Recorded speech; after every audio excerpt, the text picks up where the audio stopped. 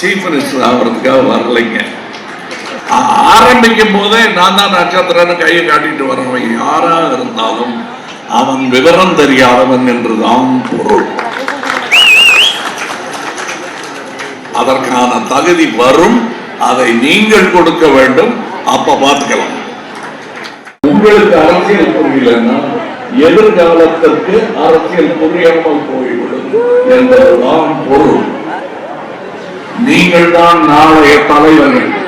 என் கட்சியில மட்டும் இல்லைங்க, ஒவ்வொரு காலேஜிலையும் நான் தலைவர்களை தேடி போயிட்டு இருக்கேன். என் கட்சியில தலைவர்கள் தான் இருக்கணும் நான் நம்புறேன். அவங்க சொல்லிப்பாங்க ஒரு பணிவன் காரணமாக நாங்கள்லாம் தொண்டர்களாக, நானே தொண்டர்கள். அப்ப எல்லாருமே தலைவனாக, நான் தலைவனாக இல்லையா? அந்த மாதிரி நீங்களும் தலைவனாக வரணும் என்று நினைக்கும் ஒரு பக்குவம் எனக்குள் ஏற்படுத்தப்பட்டது என்றால் தான் அது உண்மை. எனக்கு அரசியல் கற்றுக் கொடுத்தவர்கள் என் தந்தை போன்றவர்கள், அவர்களின் முன்னோடி போன்றவர்கள், அண்ணா போன்றவர்கள், பெரியார் போன்றவர்கள், அந்த அரசியல் தான் நான் பண்ணிட்டு இருக்கேன். அதனால் தான் அரசியல் எனக்கு தொழில் அல்ல என்கிறேன். பெரியார் சொன்னதை இங்க சொல்றேன், முழு நேர அரசியல்வாதி என்று எவனுமே இல்லை என்றார். அவருக்கு வயசு இருக்கு, எவனுமே இல்லை என்று சொல்லலாம். நான் சொல்றேன் யாருமே இல்லை. ஏன்னா உங்க குடும்பம் எல்லாத்தையும் விட்டுட்டு உங்க கடமைகளை மறந்துட்டு மக்களுக்காக பணி செய்கிறேங்கிற நாடகம் தான் ஆடாதீங்க. அதுதான் உண்மையான தொழில் அரசியல்வாதி. மக்கள் சேவை என்பது ஒவ்வொருத்தருடைய கடமை. உங்க காலேஜில் ஒரு இடத்துல அசிங்கமா ஏதாவது குப்பை கிடந்ததுன்னா பொறுக்கி போடுறது உங்க கடமை நீங்க நினைக்கிறீங்கல்ல? உங்க காலேஜில் ஒரு தப்பு நடந்தா அதை தட்டி கேட்க வேண்டியது உங்க கடமை நீங்க நினைக்கிறீங்கல்ல? அந்த மாதிரி நீங்க நாட்டையும் நினைச்சிட்டீங்கன்னா நாடு இப்படி இருக்கா?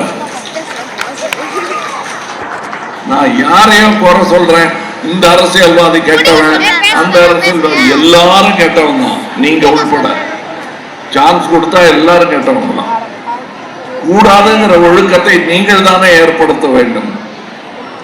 ஒருவரிடத்தில் அந்த ஒழுக்கம் இல்லைன்னா நீங்க தானே தட்டி கேட்கணும். அது பெரியவங்க பார்த்துப்பாங்க. இனிமே நீங்க தான் பெரியவங்க, அதை புரிஞ்சுக்குங்க.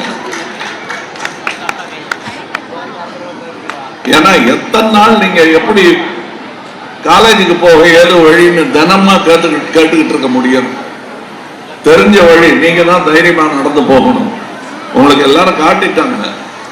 இந்தியா செல்ல வேண்டிய வழி என்பது உங்களுக்கே தெரியும், உங்கள் பாடங்களில் வருகிறது. நீங்க தான் அதை இட்டுக்கிட்டு போறவங்களே தவிர நாங்கெல்லாம் உங்களுக்கு வழி சொல்ல காத்திருக்கோம். அதை ஞாபகம் வச்சுக்கோங்க.